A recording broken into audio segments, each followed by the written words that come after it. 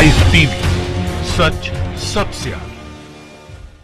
नमस्कार, मैं हूं Iqbal Parvez. The live TV में आपका स्वागत है। साथियों, भारतीय जनता पार्टी की उल्टी गिनती शुरू हो चुकी है। जी हां, पंजाब में भारतीय जनता पार्टी को बहुत तगड़ा झटका लगा है। भारतीय जनता पार्टी को मुंह की खानी पड़ रही है। जी हां, पंजाब के किसानों ने यह दिखा दिया है कि अगर आप हमसे टकराओगे तो चूर चूर हो जाओगे। पंजाब में जो अभी निकाय चुनाव हुआ है, म्यूनसिपलिटी चुनाव का जो चुनाव हुआ है, उसमें भारतीय जनता पार्टी को सबक पंजाब के किसानों ने सिखा दिया है। अब देश के किसानों को भी इसी तरह से उम्मीद की जा रही है कि देश के किसान भी भारतीय जनता पार्टी को इसी तरह सबक सिखाएंगे। जी हां, भारतीय जनता पार्टी का कई जगहों पे सुपड़ा साफ हो चुका है और कांग्रेस को बहुत बड़ी बढ़त मिली है पंजाब में। जो हम आपको थोड़ा सा डिटेल आपको बता देते हैं। जो अभी खबर आ रही है म्यूनसिपलिटी चुनाव की, जो हेडलाइन आई है कि पंजाब म्यूनसिपल इलेक्शन 2021 कृषि कानून पर विरोध के बीच निकाय चुनाव में बीजेपी को झटका, कांग्रेस को छप्पर फाड़ वोट। जी हां, ये जो इस तरह के जो नतीजे आ रहे हैं, इस तरह के जो नतीजे आए हैं,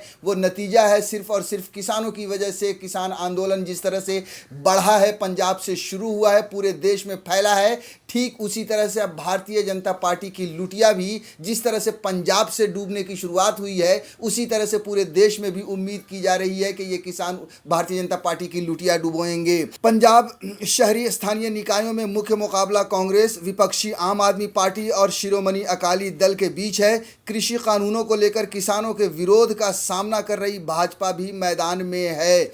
आपको बता दें कि सिर्फ भाजपा को ही मुंह की नहीं खानी पड़ी है, शिरोमणि अकाली दल का भी कई जगह पे सुपड़ा साफ हुआ है। वजह यह रही है कि हालांकि शिरोमणि अकाली दल ने किसान के आंदोलन शुरू होने के बाद भारतीय जनता पार्टी का साथ छोड़ दिया, लेकिन फिर भी किसानों के बीच में कहीं ना कहीं गुस्सा है, इसलिए उन्होंने शिरोमणि अकाली दल को भी इसका सबक सिखाया है। आगे हम थोड़ा सा विस्तार में आपको बता देते हैं कि पंजाब में 117 शहरी स्थानीय निकाय चुनाव के लिए वोटों की गिनती जारी है।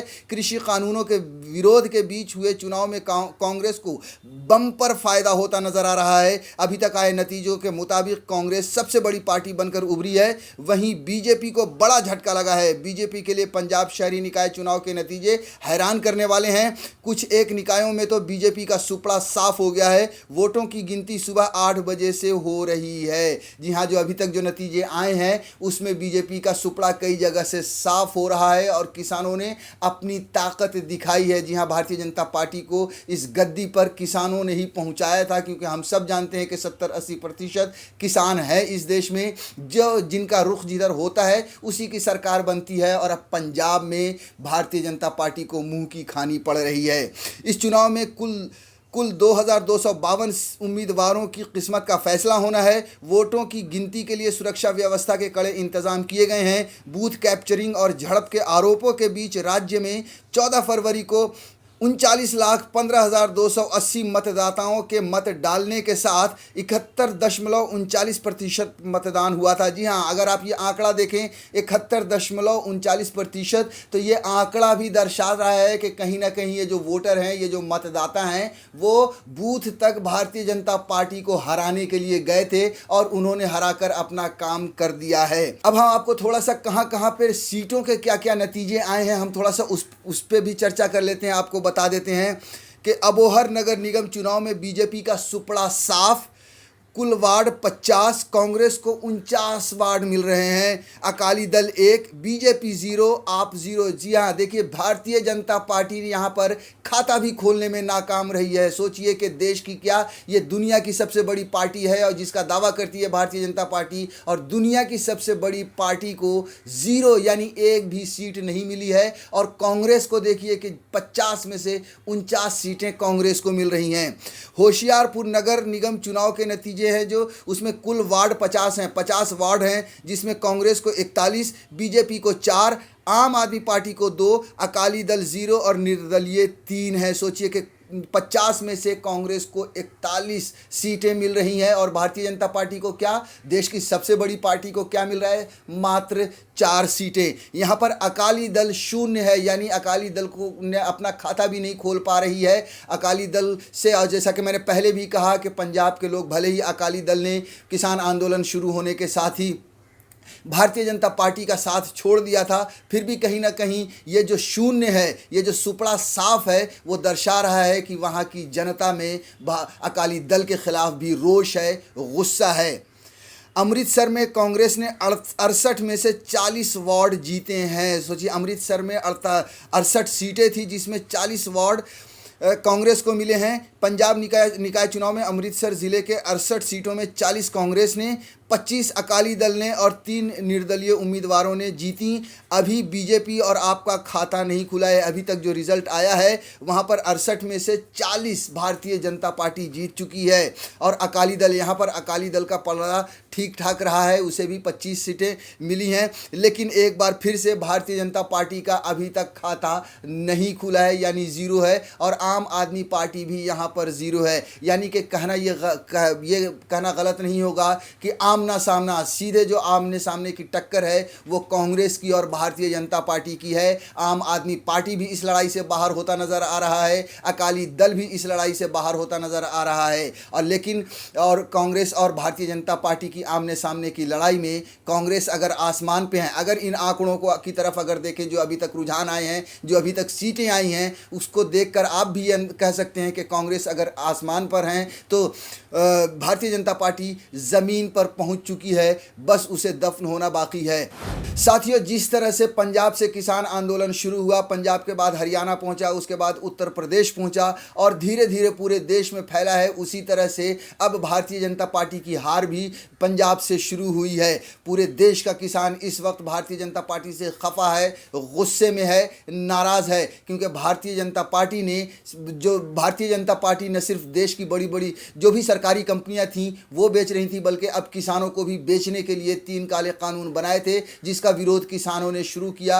और ये विरोध पूरे देश भर में फैला, पूरी दुनिया भर में फैल चुका है। पूरी दुनिया से किसानों को समर्थन मिल रहा है। वहीं भारतीय जनता पार्टी की हालत पतली हो चुकी है इस इलेक्शन को अगर देखें तो। और ये जो आप जो रिज़ल्ट देख रहे हैं या ये जो रुझान हमने आपको बताया, उसको देखकर आपको मैं बता दूं कि ये इसका अंदेशा पहले से ही था। जब से पंजाब के निकाय चुनाव होने वाले थे तभी से इसका अंदेशा था और ये लग रहा था जनता पार्टी धूल चाटेगी, और वैसा ही हुआ। हम आपको थोड़ा सा फ्लैशबैक में लेकर चलते हैं। जब वहाँ के प्रत्याशी चुनाव लड़ने के लिए जब लोगों के घर घर वोट मांगने जा रहे थे तो उन्हें घर से भगा दिया जा रहा था। जी हाँ, आपको थोड़ा सा फ्लैशबैक में एक छोटा सा वीडियो आपको दिखाते हैं। आप इस वीडियो को देखिए कि किस तरह से जनता उनसे पूछ रही कि कौन सी पार्टी, तो वो बता रही हैं फूल, तो उसे शर्मिंदा करके, जलील करके भगाया जा रहा था। आप इस वीडियो की एक झलक देखिए। ब्लेसिंग्स लेन आई है तो आए ने ਤੁਹਾਡੇ ਆਸ਼ੀਰਵਾਦ। ਕਿਹੜਾ ਨਿਸ਼ਾਨ ਜੀ? ਹਾਂਜੀ ਫੁੱਲ ਦਾ ਜੀ। ਵਧੀਆ ਜੀ ਹੱਥ ਜੋੜੇ ਜੀ।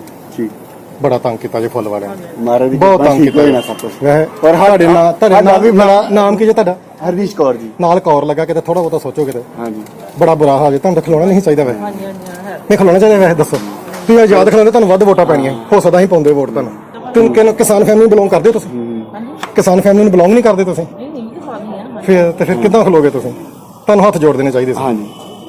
साथियों, इस तरह के बहुत सारे वीडियोस आए जिसमें ये देखा गया कि भारतीय जनता पार्टी के उम्मीदवारों को पूछ कर भगाया गया। उनसे कहा गया कि क्या तुम किसान नहीं हो? अगर तुम किसान की बेटी हो या बच्चे हो फिर तुम कैसे भारतीय जनता पार्टी के टिकट पर चुनाव लड़ने के लिए आए हो? इससे अच्छा होता कि तुम निर्दलीय चुनाव लड़ते। लोगों ने ये भी कहा, जैसा कि आपने वीडियो में देखा होगा, कि हम आपके पड़ोसी हैं या हम आपके जानने वाले हैं या पुरानी जान पहचान है। लेकिन मतदाता ने सीधे कहा कि यहाँ जान पहचान का कोई काम नहीं है। अगर आप भारतीय जनता पार्टी के हैं तो हम आपको वोट नहीं देंगे, हम क्षमा चाहते हैं, आप चले जाइए। जब इस तरह के वीडियोज़ सोशल मीडिया पर आने लगे तभी से ये लग रहा था कि पंजाब में भारतीय जनता पार्टी धूल चाटेगी। हालांकि इस तरह की खबर आपको गोदी मीडिया पर बिल्कुल दिखाई नहीं पड़ी होगी, बिल्कुल भी आपने गोदी मीडिया में नहीं दिखाया होगा। गोदी मीडिया तब दिखाती है जब भारतीय जनता पार्टी के कहीं पर जीत के आसार होते हैं। अगर आपने गोदी मीडिया पे ये खबर, इस तरह के वीडियोस नहीं देखे तो आप खुद को पहले अंदाज़ा आपको भी हो चुका होगा कि गोदी मीडिया आखिर क्यों नहीं दिखा रही है। इसीलिए नहीं दिखा रही थी ये सारी खबरें क्योंकि गोदी मीडिया भी ज़मीनी हकीकत को जानती थी। वो ये जानती थी कि भारतीय जनता पार्टी की हार की शुरुआत पंजाब से हो रही है। अब आगे बंगाल में चुनाव होना है। जी हाँ, ऐसा कयास लगाया जा रहा है